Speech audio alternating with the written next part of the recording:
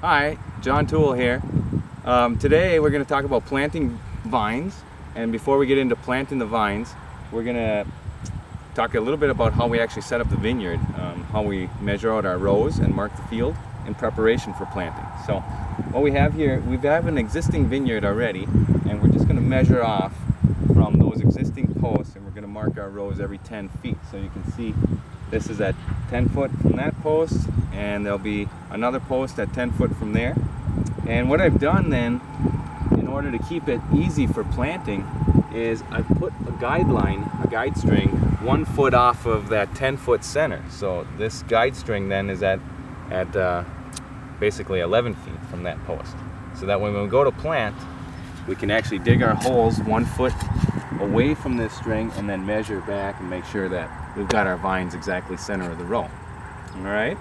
Other than that, we've already done some other field prep. We've marked our flags. Our pink flags represent where the posts are going to go, and you can see there's more as we go up here.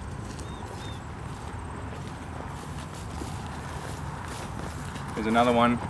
Our posts will be, from the end post to the first line post, will be 24 feet apart, and it'll just follow suit all the way up until the end. 24 feet all the way to the end. And at the other end, we've already marked the rows 10 feet, 10 feet, 10 feet. So we got all that prep work done. Basically now we're ready to plant. So let's see how that goes. So the next step in our planting procedure will be to mark out the actual position of each vine. And since from our post to our other post is 24 feet, we've already decided that we want to fit 6 feet between the vines, so that means that there's going to be 4 vines in this 24-foot span. And if you divide that 4 into 24, you got 6. But that first spacing from here to the first vine is going to be at 3 feet. Okay, so I'll just give myself a little bit of a mark there to begin with. And know that, remember, we had this marker line here. I got this little measuring stick that's a foot long that represents the center of our row, and I can use this as a guide so I know where to dig that hole later and then where to plant that vine. So right about there will be that first vine, like so. Okay, so 3, and then we measure 6 feet from there, which is 9, and then another 6 feet, looking at 15, and the final 6 feet is at 21, and then it should follow that it's 3 feet to that post then, which it is. 24-foot mark is exactly at that first post. So there we go. From here on out, it's just a matter of digging the holes. I'll get them prepped. We've already got our vines soaking in water and ready to plant soon. So I can get a few of these started. The soil was prepped, tilled beforehand nicely, ready to go. Okay, we're getting our last of the 4 holes prepped to demonstrate the vine planting. The important thing is just to make sure that that hole is big enough to support the amount of roots that you want to put in. Depending on your soil, you can leave more roots or have fewer roots. If you feel your soil is going to be very high water holding capacity, maybe a little clayish, you can get away with less roots. But if you're going to be in a sandy condition or gravelly condition, you might want to leave a few more roots because they'll be deeper down with closer access to the water and moisture sooner. But this particular site, it's pretty wet. It's generally pretty wet, and we don't have to go too deep with our vine. We got some vines here sitting in the bucket. When you receive your vine from the nursery, like I said, you can plant as much root or as little as you wish. I'm gonna choose to take a certain amount of these off, so just grasp it down there, and whatever is basically in my fist is what I'm gonna save. And that should be a nice, some people really trim them off, and then some people really like to leave a lot of root, but I feel like this will be plenty just to fit into that hole like that. We just want to get them spread out in a nice radius, like a nice star formation.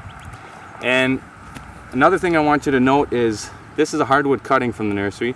Originally, that cutting was this long, and the part that grew last year was this part, and just realize that the eventual ground height is going to be something like this.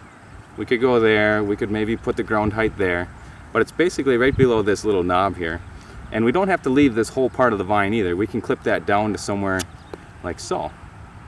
Even if we went down one more, no big deal. We got about 2 inches of that last year's growth.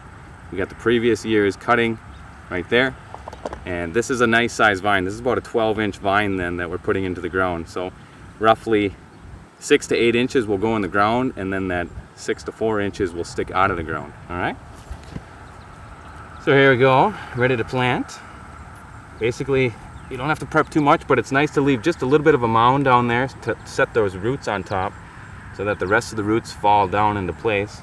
We can double check our vine distance with our little measuring stick, and you can see that it's right on target at a foot mark there. Now it's just a matter of backfilling, making sure that get rid of all the air pockets as we backfill. And one last thing is, if you have multiple layers of roots, you could spread those out a little bit so that they're not all on top of each other. And then further backfilling, filling that all in, covering our vine up nice. And I guess I could have gone just a touch lower on that one. So for the next one, we'll make sure that we are at the right height. It's still like 6 inches down, 6 inches up. The vine will be just fine in that case. But let's do the next one where we do it a little bit deeper.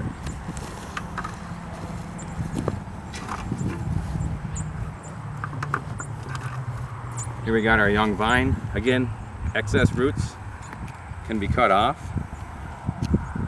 The top part a little bit trimmed. No big deal there. And then we'll first check again to make sure that the vine fits the hole. If you feel like it's not deep enough, just grab the shovel, pop a little bit more soil out of there, and you're good to go. So now ground height will eventually be right there. If I want to double check, make sure we're in line. Slight adjustment like so. 1 foot off the string. That means we're right dead center again, so perfect. Get that guy covered up. And what I like to do at the very end is make sure that I have a pretty good depression left over, so that when we come to water, whether we water with a water wagon or some other irrigation system, even for like right now, what I'm going to do is just take a little water out of the bucket. At least this depression will catch the water that comes in, and the rainwater too. So make sure that that is like so that you can immediately see that that water is going to stay put.